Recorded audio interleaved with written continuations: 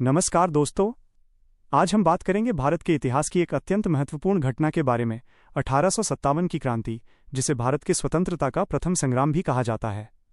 ये British east India company के शासन के खिलाफ भारतीयों का पहला संगठित विद्रोह था। ये विद्रोह सिपाहियों से शुरू हुआ, लेकिन जल्द ही जनता की भागीदारी से एक व्यापक आंदोलन बन गया। आइए इसे विस्तार से समझते हैं। सबसे पहले विद्रोह के कारणों पर नजर डालें तो इसका मुख्य राजनीतिक कारण था अंग्रेजों की विस्तारवादी नीति और लॉर्ड डलहौजी का पृथकता का सिद्धांत। इस सिद्धांत के तहत यदि कोई भारतीय शासक बिना उत्तराधिकारी मरता था तो उसकी रियासत कंपनी में मिला ली जाती थी। इससे सतारा, झांसी, नागपुर और अवध जैसी रियासतें हड़प ली गईं। अवध का विलय तो हजारों लोगों को बेरोजगार कर दिया। वहीं सामाजिक और धार्मिक कारणों की बात करें तो सती प्रथा पर प्रतिबंध, विधवा पुनर्विवाह को वैध करना और ईसाई मिशनरियों की गतिविधियां आदि शामिल थीं। भारतीयों को महसूस हो रहा था कि अंग्रेज उनकी संस्कृति और धर्म को नष्ट करना चाहते हैं। आर्थिक कारणों में किसान भारी लगान के बोझ से दबे थे, जबकि हस्तशिल्प उद्योग ब्रिटिश माल से बर्बाद हो रहा था। इन सबों से हटकर सैन्य असंतोष सबसे बड़ा कारण सिद्ध हुआ था, क्योंकि भारतीय सिपाहियों को कम वेतन, भेदभाव और समुद्र पार जाने का डर था। और अंत में तात्कालिक कारण बना चर्बीयुक्त कारतूस का मुद्दा। नई एनफील्ड राइफल के कारतूसों में गाय और सूअर की चर्बी की अफवाह फैली। कारतूस मुंह से काटना पड़ता था, जिससे हिंदू और मुस्लिम सिपाही नाराज हो गए। 29 मार्च 1857 में बैरकपुर में मंगल पांडे ने विद्रोह की शुरुआत की और अपने अधिकारियों पर हमला किया। इस आरोप में उन्हें 8 अप्रैल 1857 को फांसी दे दी गई। फिर 10 मई 1857 को मेरठ में सिपाहियों ने विद्रोह कर दिया, जेल तोड़ी और दिल्ली की ओर मार्च किया। वहां उन्होंने बहादुर शाह जफर को भारत का सम्राट घोषित कर दिया। विद्रोह तेजी से फैलने लगा था। विद्रोह के मुख्य केंद्र इस प्रकार थे: दिल्ली, जहां बहादुर शाह जफर ने नेतृत्व किया। कानपुर में नाना साहब और तात्या टोपे ने नेतृत्व किया। कानपुर में ही बीबी घर हत्याकांड हुआ, जिससे अंग्रेज क्रोधित हुआ।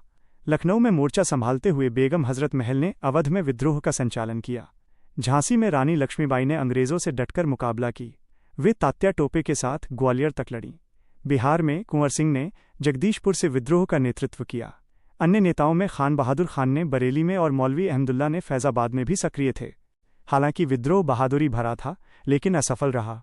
इसके कारण थे नेतृत्व की कमी, संसाधनों का अभाव, सीमित क्षेत्र और कुछ रियासतों का अंग्रेजों का साथ देना। पंजाब, दक्षिण भारत और बड़े जमींदार विद्रोह से दूर रहे। अंग्रेजों ने बेहतर हथियार, रेल और टेलीग्राफ का इस्तेमाल कर विद्रोह दबाया। जॉन निकोलसन, ह्यू ग्रोज और कोलिन कैम्बल जैसे जनरलों ने विद्रोह को क्रूरता से दमन किया। 1858 तक विद्रोह समाप्त हो गया। रानी लक्ष्मीबाई और तात्या टोपे शहीद हो गए। बहादुर शाह को रंगून निर्वासित किया गया।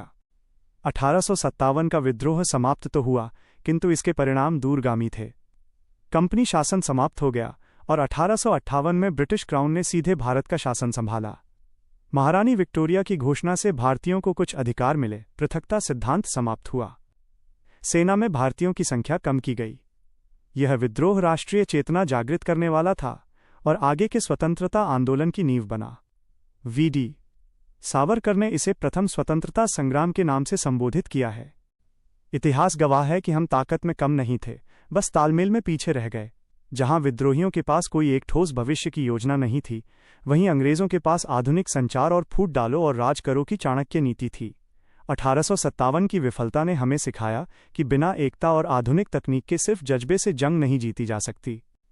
फिर भी 1857 की क्रांति हमें एकता, बहादुरी और स्वाधीनता की प्रेरणा देती है। जय हिंद।